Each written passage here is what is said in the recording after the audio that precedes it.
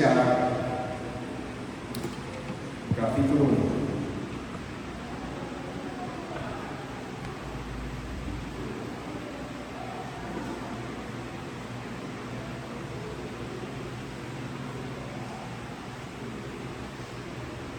Livro de Tiago, capítulo 1, nós estaremos meditando do versículo 1 ao versículo 4.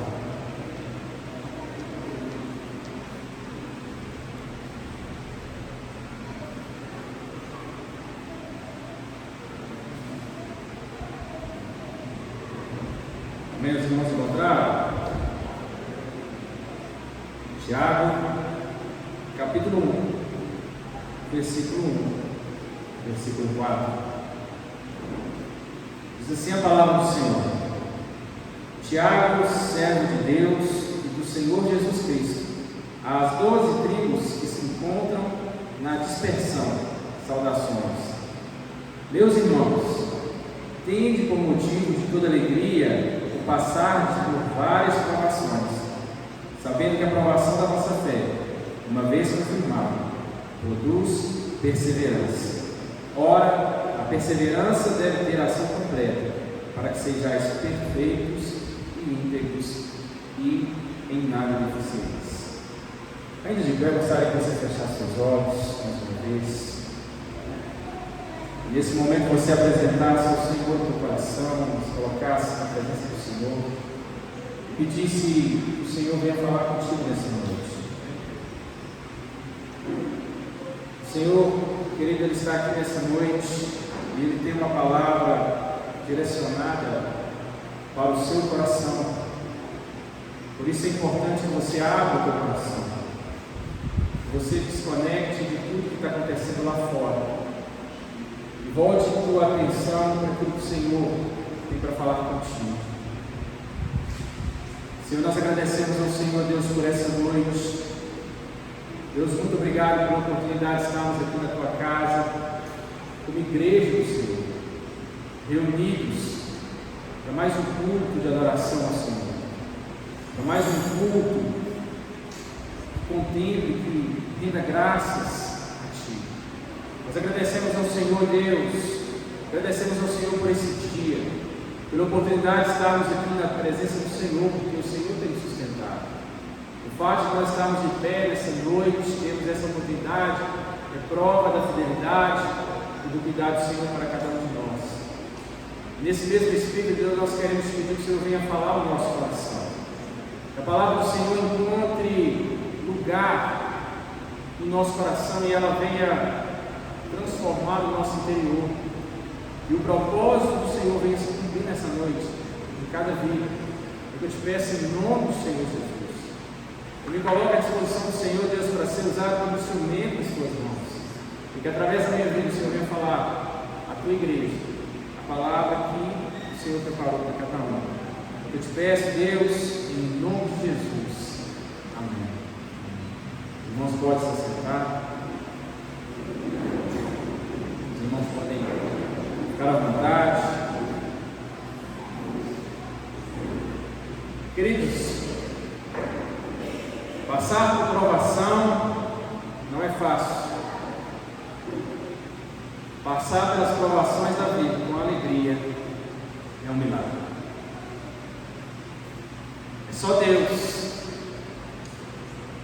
que capacita um filho seu, um cristão, a passar por provações com alegria. E aqui nós estamos vendo Tiago escrevendo a sua carta para a igreja, e ele já começa a sua carta com alguns ensinos que é importante para nós. Afinal de contas, dificuldade, tribulação, provações fazem parte da nossa vida. Todos nós, em algum momento da nossa vida, ou em alguns momentos da nossa vida, passaremos pelas provações.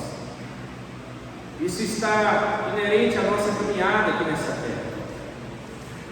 Inclusive o próprio Jesus já havia alertado os discípulos, dizendo: no mundo tereis aflição. A aflição faz parte da nossa caminhada aqui na terra. E Tiago ele começa a discorrer sobre esse assunto para a igreja, para que nós venhamos a entender o contexto do que Tiago está ensinando aqui para a igreja. Nós precisamos entender quem era o autor dessa carta. A palavra do Senhor diz que menciona 3 Tiagos: o filho de Zebedeu, irmão do apóstolo João, Tiago de Alfeu e Tiago, irmão de Jesus.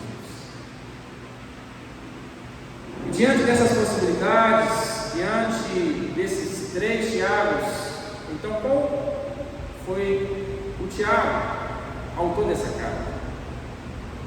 Segundo os historiadores e teólogos, o Tiago, filho de Zebedeu, não poderia ser o autor da carta, porque ele foi assassinado antes da escrita dessa carta. Em Atos capítulo 12, versículo 1, você vai acompanhar esse episódio. Eles também não acreditam que Tiago de Alfeu seja o autor, porque ele tem uma passagem muito apagada, em momento algum é mencionado com ênfase no Novo Testamento. Então a maioria deles concorda que o Tiago que está escrevendo essa carta é o Tiago, irmão de Jesus. E quem que era o Tiago, irmão de Jesus? Tiago era filho de Maria e cresceu com Jesus. E Tiago, ele acompanhou a infância de Jesus, acompanhou a rotina de Jesus, e junto com os seus outros irmãos, eles viram Jesus crescer.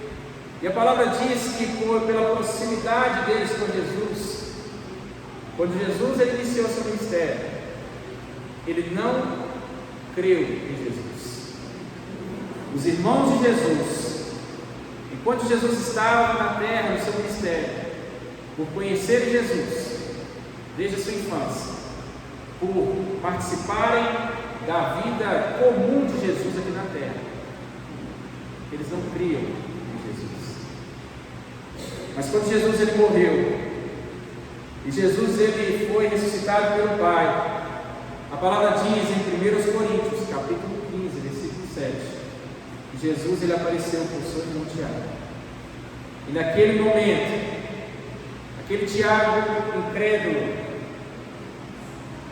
ele vê Jesus, ele contempla o cumprimento da obra da salvação de Deus para a humanidade, e ele crê em Jesus, ele entende quem era Jesus, os seus olhos se abriram, ele compreendeu que Jesus não era apenas um marceneiro, ele compreendeu que Jesus não era apenas aquele irmão que ele viu crescer na vida comum, mas naquele momento ele viu Jesus e compreendeu que Jesus era o Filho de Deus, enviado pelo próprio Deus para morrer em nosso lugar, no lugar da humanidade, pelos pecados da humanidade, para que a humanidade pudesse ter a salvação, a oportunidade de reconectar a sua comunhão com Deus.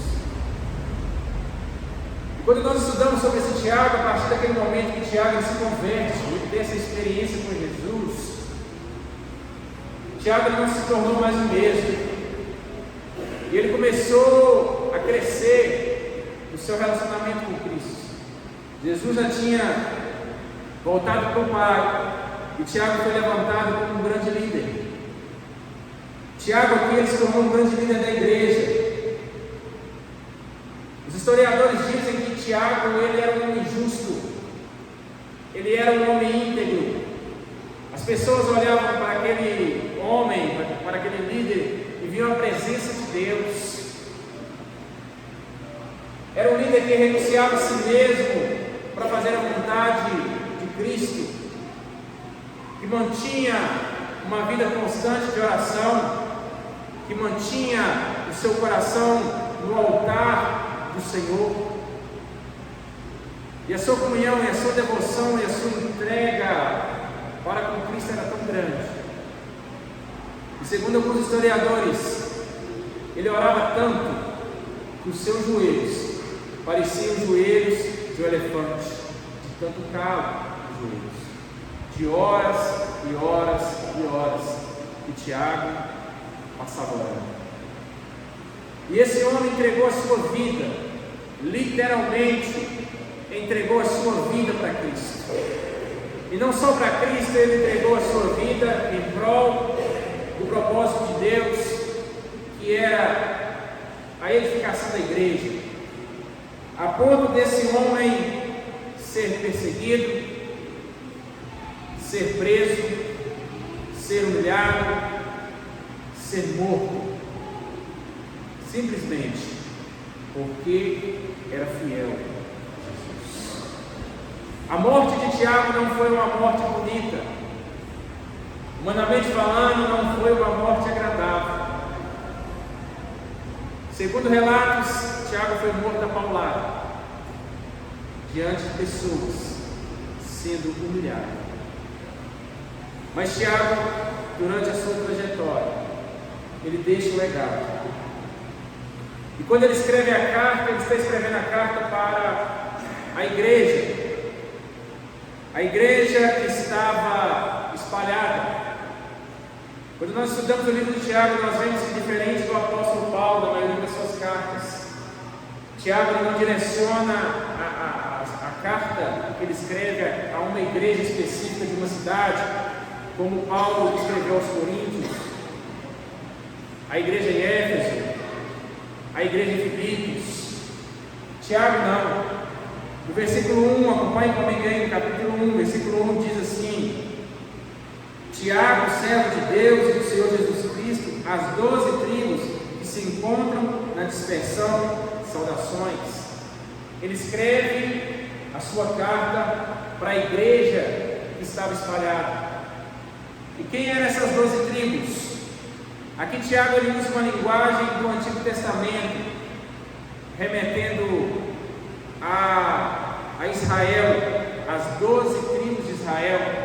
E ele está escrevendo justamente à igreja, aos judeus, que se converteram a Cristo, mas por causa da sua fé em Cristo foram perseguidos, e tiveram que sair da sua casa, e tiveram que sair da sua terra, e tiveram que largar os seus familiares, os seus amigos, os seus vizinhos.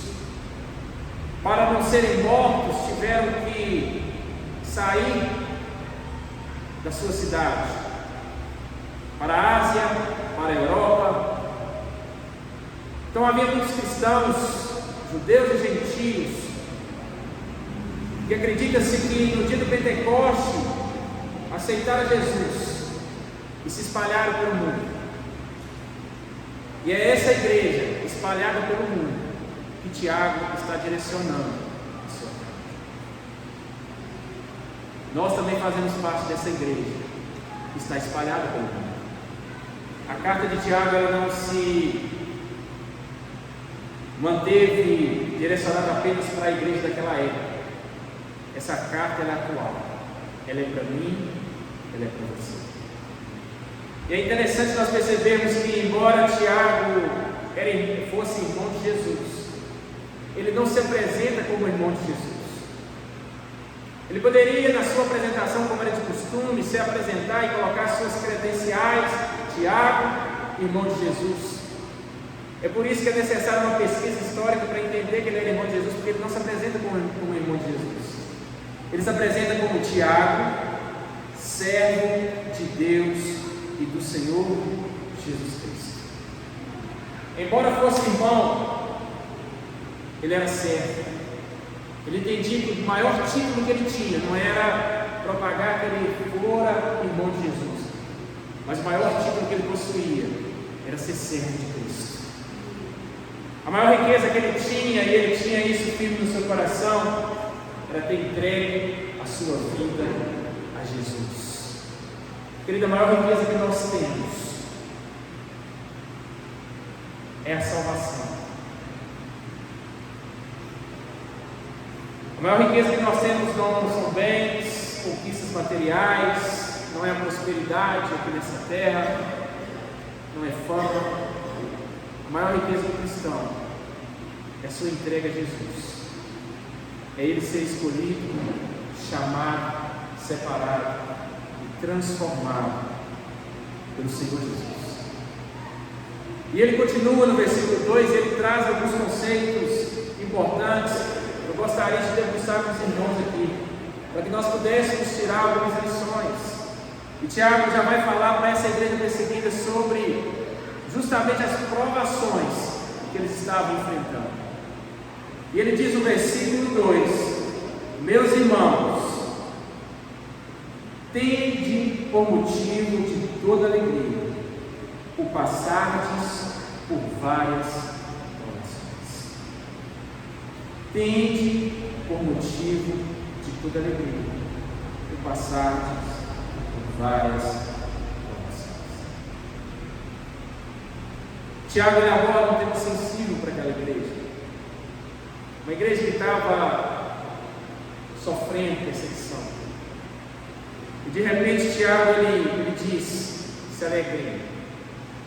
Se alegrem pela provação que vocês estão passando. Querido, a provação ela faz parte da carreira cristã. Ler do engano é a pessoa acreditar que uma vez que ele aceitou Cristo, ele agora está imune e livre de passar provações. Ler do engano é a pessoa achar que uma vez que aceitou Jesus, ele vai ser colocado numa redoma de vidro e a sua vida agora está lá no mar de rosas. A palavra policromática é uma palavra do campo da física, que significa várias cores. E nós sabemos que nas cores nós temos cores claras, cores médias e cores escuras.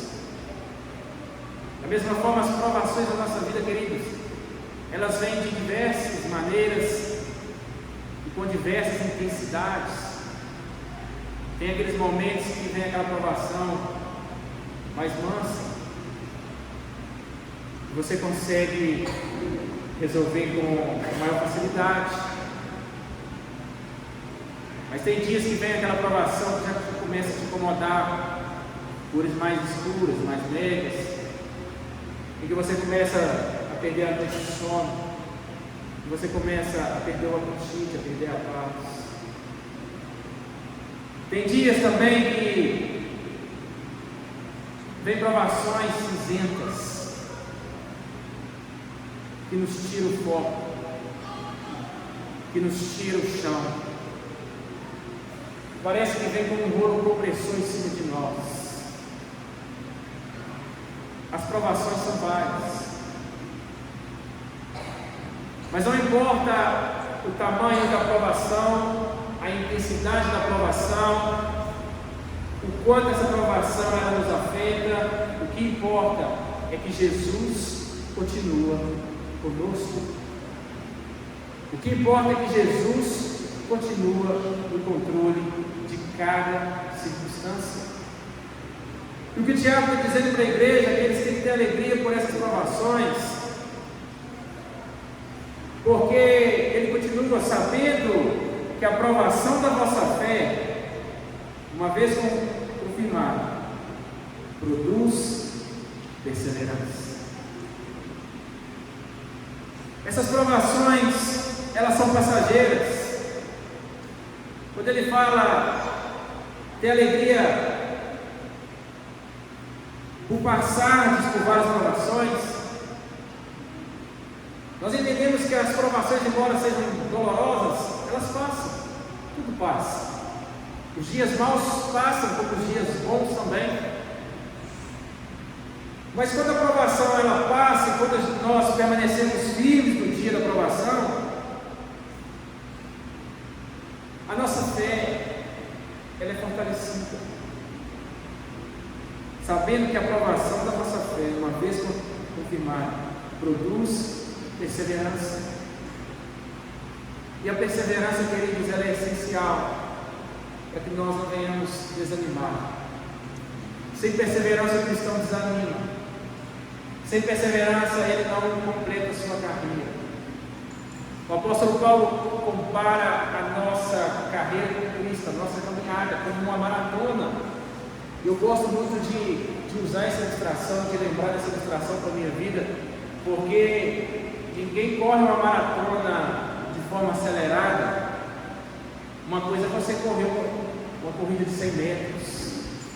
A gente vê nas Olimpíadas, aqueles corredores, eles dão um tiro e eles colocam toda a sua energia, porque é apenas 100 metros e ganha quem chegar primeiro. Mas a maratona não. A maratona é longa. E se nós sairmos com o mesmo pique de um maratonista de 100 metros, em poucos metros nós vamos cansar. Em poucos metros nós vamos desanimar. É por isso que o apóstolo Paulo ele compara a carreira cristã com uma maratona. Da mesma forma que enquanto nós estivermos aqui na terra, a caminhada ela é longa. E como uma maratona, ela é árdua. Quando nós aceitamos a Jesus, nós nos parecemos como aquele corredor que sai no início da maratona cheio de energia, cheio de ânimo, de otimismo. Eu vou chegar lá. Aquela adrenalina, ele está descansado. Quando recebemos Jesus, nós somos o primeiro amor, daquela primeira experiência, onde o nosso coração é iluminado pela graça de Deus. E nós começamos a desfrutar de algo que nós jamais havíamos vivenciado. Mas o maratonista, à medida que ele vai percorrendo os quilômetros, o que vai acontecendo com ele? Ele começa a cansar. A energia dele, do início, já não é mais a mesma.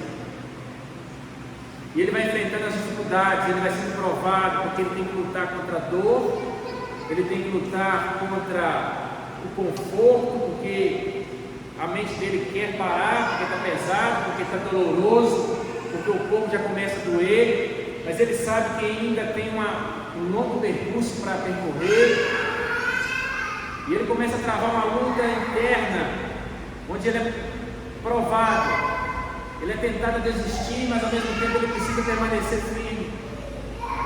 Da mesma forma somos nós. À medida que nós vamos caminhando com Cristo, vai chegando momentos na nossa vida que nós vamos enfrentando esse momento de desgaste, momentos onde nós somos tentados a desistir, momentos onde aquele primeiro amor ele passou e agora vem a realidade. E muitas vezes a realidade é dura. Aí nós começamos a perceber que, ao invés de nós termos uma imunidade às lutas, parece que as lutas dobraram. Aí você começa a olhar para o ímpio, parece que a vida dele está mais fácil do que a sua, porque você está tentando manter uma vida diante de Deus. E se a vida já acarreta grandes problemas, o cristão ainda tem uma luta diária contra o pecado, contra a carne. Mas quando nós suportamos e mantemos firmes, e não desanimamos e não desistimos, e colocamos os nossos olhos em Cristo, aquela provação que muitas vezes machuca, dói, ela começa a produzir em nós a perseverança. E o que define o maratonista que conclui a maratona do que não conclui é a perseverança, de se manter firme, ainda que não esteja confortável para ele, de se manter firme, ainda que as coisas não estão fazendo tanto sentido, ainda que o desgaste esteja grande, ainda que ele está tendo que se superar a cada meta, a cada passada. Na carreira cristã é da mesma forma. Só conclui a carreira como o apóstolo Paulo concluiu, aquele que persevera até o fim. São justamente as provações que nós enfrentamos que produz a perseverança, quando ela é confirmada. E ele continua dizendo no versículo 2, acompanhe comigo. Agora no versículo 4, quer dizer: ora, a perseverança deve ter a ação completa, para que sejais perfeitos e íntegros, em nada deficientes.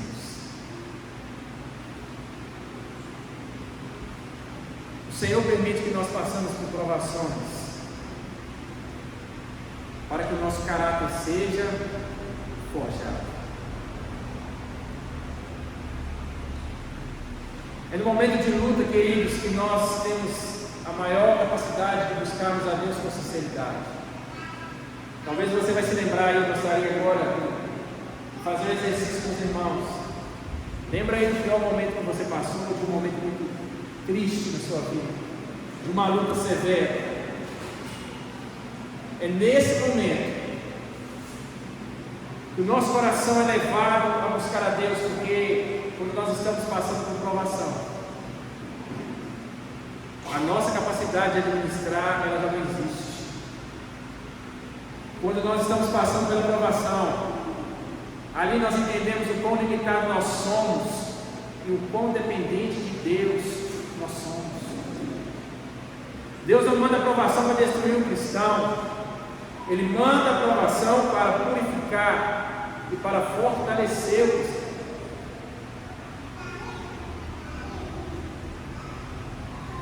Eu gosto muito da ilustração do ourives, da pessoa que mexe com o ouro, quando ele retira o ouro como matéria-prima. O ouro ele possui muitas impurezas. E quando ele retira o ouro tem uma essência, mas a essência ainda não está revelada, porque tem muita coisa suja ali com ele. Mas aquele profissional pega o ouro e ele faz o que com aquele ouro? Ele lança no fogo. Por que ele lança no fogo? Para que as impurezas sejam tiradas. E ele vai colocando o ouro no fogo, e as impurezas vão sendo tiradas. E ele vai retirando o ouro, e ele olha pela textura, pela essência do ouro. E se ele percebe que ainda no processo não está concluído, o que ele faz? Ele volta o ouro para o fogo. E depois ele tira o ouro de novo e olha para o ouro e percebe se o ouro está na sua essência. Se não está, ele volta o ouro para o fogo. O fogo não é um processo confortável, agradável, mas ele é necessário para que as impurezas do ouro sejam tiradas. E quando enfim ele retira o ouro e percebe que o ouro está agora só na sua essência, que todas as impurezas foram tiradas, ele já não precisa mais colocar o ouro no fogo. O que eu acho lindo é que uma das maneiras de perceber se o ouro está no ponto certo ou não é quando ele olha para o ouro e ele vê a sua imagem refletida no ouro. Trazendo para a nossa vida não é diferente. Muitas vezes o Senhor Jesus vai nos colocando em situações, nós vamos passando por momentos difíceis, como o fogo ali para aquele ouro, para que seja tirar de nós tudo aquilo que não agrada a Deus, para que o nosso caráter seja forjado conforme o caráter de Cristo. E cada vez que a provação aperta, a gente corre para os pés de Jesus, Jesus começa a fortalecer o nosso coração, mudar a nossa vida. E aquele caráter de um pecador começa a tornar um caráter de integridade, um caráter segundo o caráter de Jesus. E Jesus, ele entende que é o momento de tirar o cristão do fogo quando Jesus olha e não vê mais aquela pessoa, mas começa a ver o próprio Jesus naquela pessoa. A provação vem para forjar o nosso caráter, para que o nosso caráter já não demonstre mais eu e você, mas demonstre Jesus, reflita a imagem de Jesus. É por isso que Tiago está dizendo para a igreja: não reclame com Deus, não questione Deus, não se revolte com Deus, mas tende alegria quando passardes pelas provações. Porque as provações são o processo que Deus usa para transformar a sua vida. para te aproximar mais dele. Foi assim com o próprio Jesus. Abra comigo em Hebreus, capítulo 5, versículo 8.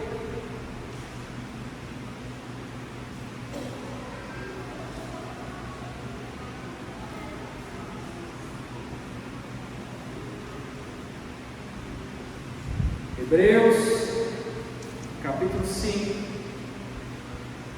versículo 8, diz assim a palavra do Senhor: embora sendo filho, aprendeu a obediência pelas coisas que sofreu. Embora sendo filho, aprendeu a obediência pelas coisas que sofreu. O próprio Jesus, Filho de Deus, aprendeu a obedecer, a obediência pelo sofrimento. Que dirá nós? O sofrimento inerente à carreira cristã, ele é necessário para que nós venhamos aprender a obedecer ao Senhor. Ele é necessário para que nós venhamos a abrir mão do nosso coração, da nossa vontade, do nosso eu, para fazer a vontade do Pai. Eu não sei como é que você entrou aqui nessa noite. Eu não sei se você tem passado por momentos como esse, momentos de provações. Mas a palavra do Senhor para mim e para você nessa noite é: Ele continua do seu lado. Essa provação ela não veio para te destruir. Essa provação veio para te moldar, veio para te fortalecer, veio para te aproximar de Deus, para transformar o seu caráter. Muitas vezes o Senhor usa a provação para tratar de situações da nossa vida que precisam ser tratadas, brechas que foram dadas, áreas que precisam ser transformadas, uma mudança na visão. Porque muitas vezes, queridos, nós achamos que nós estamos no controle. Meditando nessa palavra, essa palavra foi muito forte no meu coração. Porque quando nós estamos vivendo a bonança, a alegria, a vitória, está tudo fluindo conforme planejado, a sensação que nós temos é que nós estamos no controle e que nós não precisamos de Deus. A sensação que nós temos é que nós conseguimos resolver os nossos problemas sozinhos. Aí vem o Senhor, nos coloca numa situação difícil, permite que nós enfrentemos uma situação difícil, para mostrar para mim e para você que nós somos totalmente dependentes de Deus. Jesus é o bom pastor. Se você está enfrentando dificuldade, você está enfrentando momentos difíceis, corra para Jesus. Jesus é o bom pastor que dá a vida pelas suas ovelhas. Jesus é o bom pastor que ele conduz as suas ovelhas pelo caminho reto. No Salmo 23, se você quiser abrir comigo, Salmo bastante conhecido.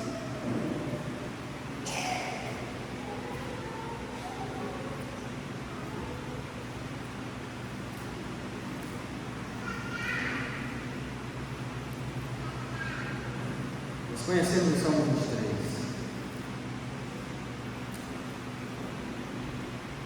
O Salmo 23 fala desse pastor. O Senhor é meu pastor e nada me faltará. Ele me faz repousar em pastos verdejantes, leva-me para junto de águas de descanso. Ele refrigera a minha alma. Ele guia-me pelas veredas da justiça por amor do seu nome. Jesus é esse pastor. É esse pastor que nos faz repousar em pastos verdejantes, que supre todas as nossas necessidades. É esse pastor que no dia de mal, no dia de dificuldade, ele refrigera a nossa alma. E ele nos guia pela vereda da justiça por amor do seu nome. Nós olhamos as pessoas que não têm Jesus, que não têm pastor. O que acontece quando chega a crise? Elas começam a andar por caminhos tortuosos, vão para o álcool, vão para as drogas, vão para o pecado, para tentar suprir a dor da dificuldade. Mas o cristão não, o cristão tem um pastor. Quando a crise vem, ele não desespera, ele não desiste, porque o seu pastor o supre, o conduz por um caminho reto, o conduz por um caminho de segurança. O salmista Davi continua dizendo ainda no versículo 4: que eu ande pelo vale da sombra da morte, eu não temerei mal algum, porque tu estás comigo. O Senhor está comigo, o Senhor está com você.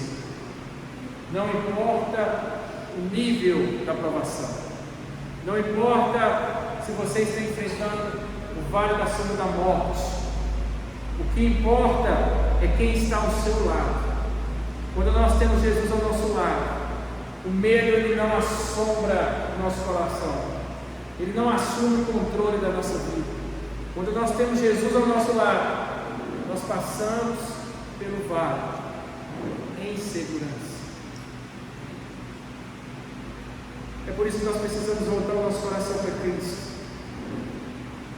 É por isso que a provação ela traz esse lugar onde nós reconhecemos a nossa impotência e percebemos a nossa necessidade de Deus. A provação machuca, ela dói, mas ela passa. Deus usa ela como instrumento para forjar nossa vida. Depois que ela passa, o Senhor cumpre em nós e através de nós o seu propósito. O choro pode durar uma noite. Nós temos noites na nossa vida, o choro parece que não vai cessar, mas ele cessa. O período do choro é apenas uma noite. Mas a palavra diz: mas a alegria, ela vem pela manhã. Quando o choro passa, a alegria do Senhor invade o nosso coração. A palavra ela não fala que a alegria ela vem pela manhã e termina, mas essa alegria vem pela manhã e ela prolonga.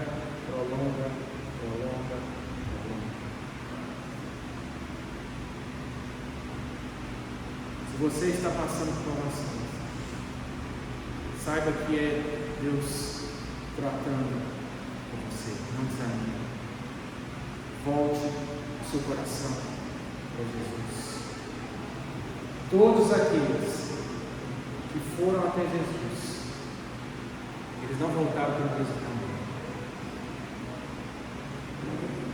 Todos aqueles que foram até Jesus com sinceridade e entrega, eles tiveram a sua vida transformada, o seu coração transformado, a sua mente transformada, o seu destino transformado, a sua história transformada.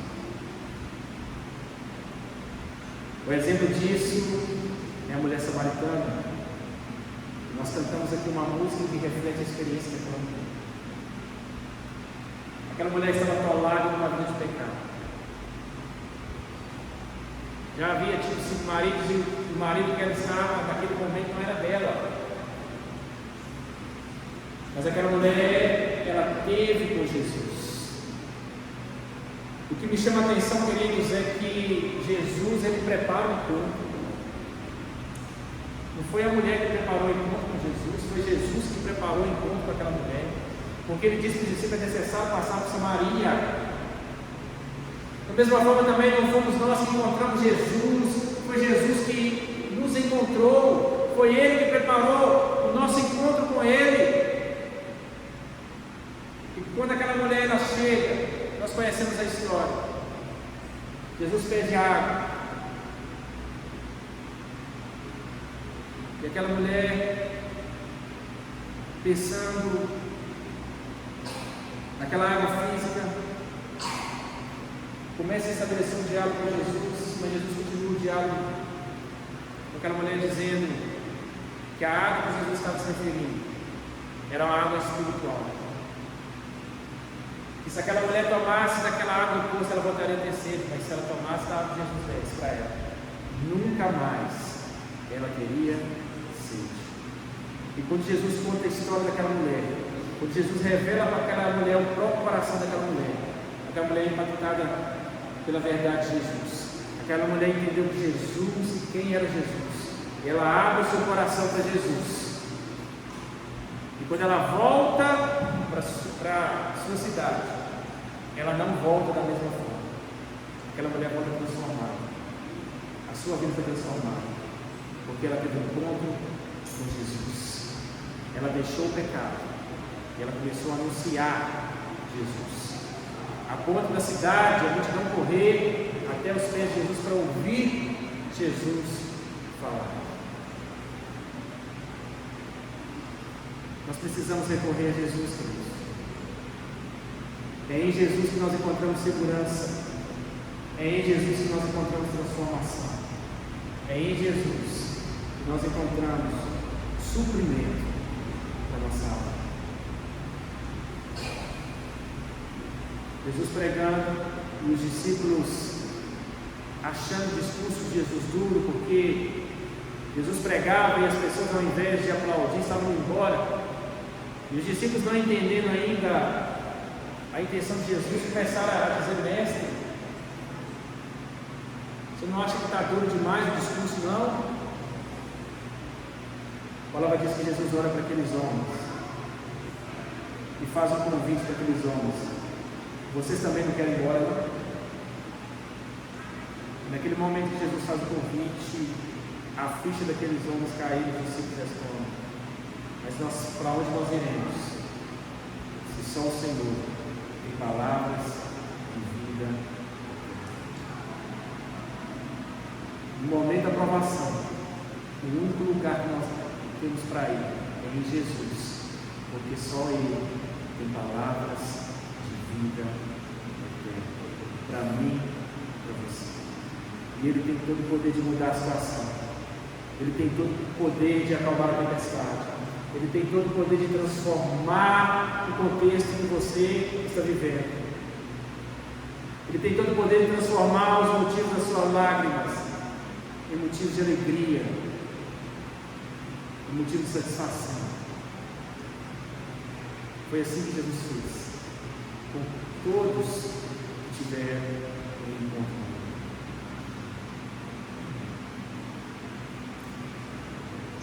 Gostaria que vocês colocassem pé, já estou finalizando.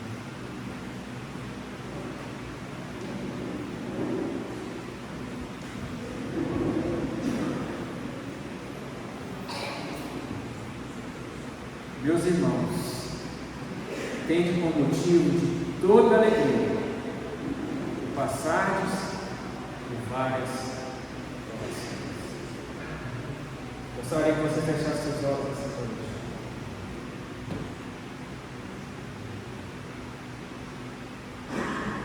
E você abrisse seu coração para o Senhor. Não sei o tanto que essa palavra falou no teu coração, mas é o Senhor que aplica, é o Espírito Santo. Nós pregamos de forma geral, mas quem aplica segundo a necessidade de cada um é o próprio Espírito Santo, porque Ele conhece. É o Senhor que conhece a sua vida. Feche seus olhos. Coloque o teu coração diante do Senhor.